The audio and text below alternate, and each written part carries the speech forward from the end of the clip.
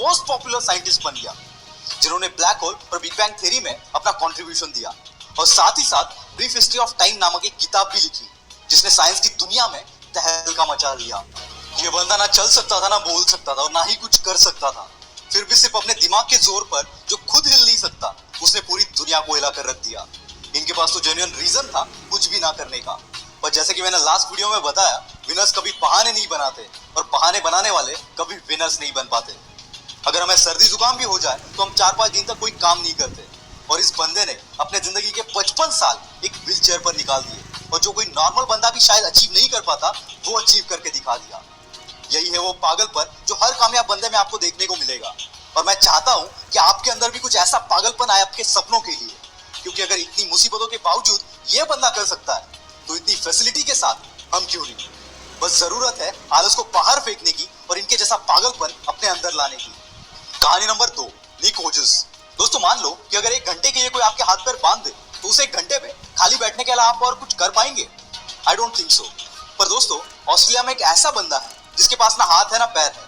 टेट्रामेलिया syndrome नामक एक बीमारी की वजह से जन्म से ये ऐसे है।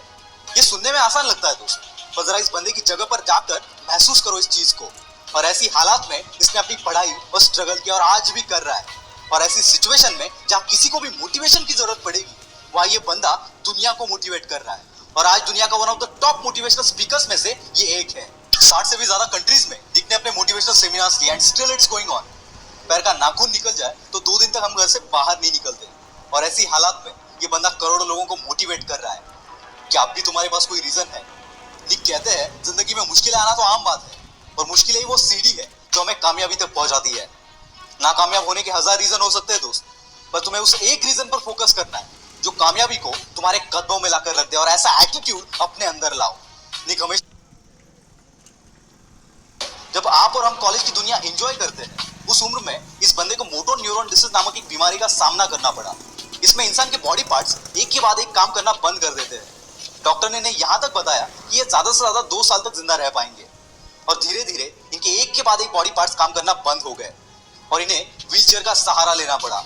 इस सब में इस बंदे ने बाकी तो सब खो दिया, पर इसने अपनी हिम्मत कभी नहीं खोई, और मुसीबतों की सीढ़ी चढ़ते चढ़ते ये बंदा दुनिया का one of the most popular scientist बन गया, जिन्होंने ब्लैक होल और बिग बैंग थ्योरी में अपना कंट्रीब्यूशन दिया, और साथ ही साथ ब्रीफ हिस्ट्री ऑफ टाइम नामक एक किताब भी लिखी, जिसने साइंस की दुनिया में तहलका मचा दिया।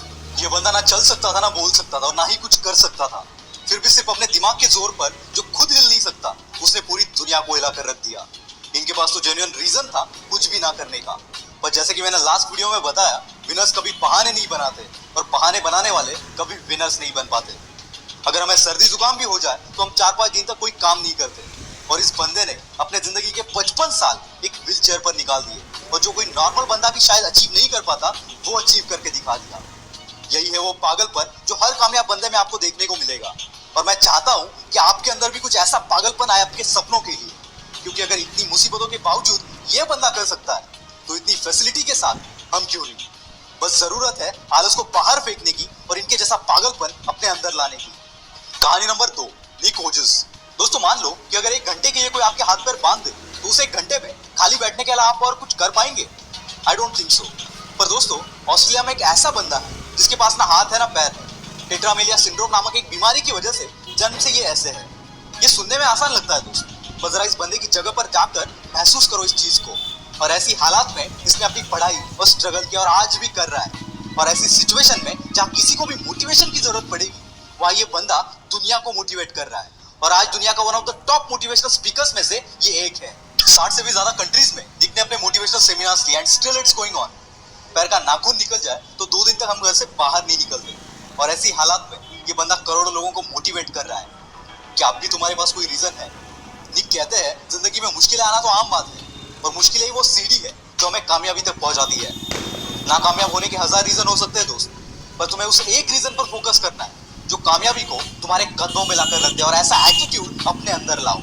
निक हमेशा कहते हैं, एटीट्यूड इज एवरीथिंग। कहानी नंबर 3, मुनीबा मजारी। 18 साल की उम्र में इनकी शादी हो गई। 2 साल बाद एक एक्सीडेंट में इनकी रीढ़ की हड्डी टूट गई, जिससे चलना फिरना पूरा बंद हो गया। साथ ही एक्सीडेंट में इन्होंने अपनी मां बनने की काबिलियत को भी खो दिया, और ऐसी हालात में इन्हें 2 साल एक बेड पर गुजारने पड़े। इसी बीच इनके पति ने इन्हें तलाक दे दिया। एक ऐसा टाइम था जब ये अपनी जिंदगी में सब कुछ हार चुकी थी, और फिर एक दिन इन्होंने डिसीजन लिया इस हालत से बाहर निकलने का और अपने सपनों को पूरा करने का, और झोंक दिया खुद को इस आग में। और आज ये बंदी world famous painter, wheelchair model, motivational speaker और पॉपुलर टीवी एंकर है। और इसी की बदौलत जो कभी खुद को नहीं संभाल सकती थी, वो आज कईयों के लिए रोल मॉडल है। इन्हें पाकिस्तान की आयरन लेडी भी कहा जाता है। ये होती है ताकत अपने पॉजिटिव एटीट्यूड की। अगर तुम्हारी सोच, तुम्हारा एटीट्यूड पॉजिटिव है तो मुश्किल से मुश्किल हालात में भी तुम रास्ता खोज ही लोगे। कहानी नंबर 4, श्रीकांत बोला। दोस्तों, अगर रात में लाइट चली जाए तो कमरे से बाहर निकलना भी हमें मुश्किल हो जाता है। वैसे में जो बंदा बचपन से अंधा है, उससे हम क्या एक्सपेक्ट कर सकते हैं?